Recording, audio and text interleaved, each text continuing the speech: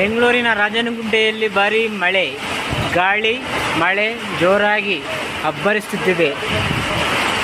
ಈ ಗಾಳಿಗೆ ಮಳೆ ಸರಿಯಾಗಿ ಸುರಿತಾ ಇಲ್ಲ.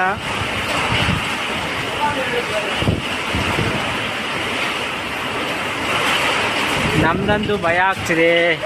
ಗಾಡಿ ಬೇರೆ ಮರದ ಕೆಳಗಡೆ ನಿಲ್ಸಿದ್ದೀನಿ. ಗಾಳಿಗೆ ಏನಾದ್ರು ರೆಮ್ಮೆ ಮುರಿದು ಟೆಂಪೋ ಮೇಲೆ ಬಿದ್ದರೆ ನನ್ನ ಪರಿಸ್ಥಿತಿ ಏನು?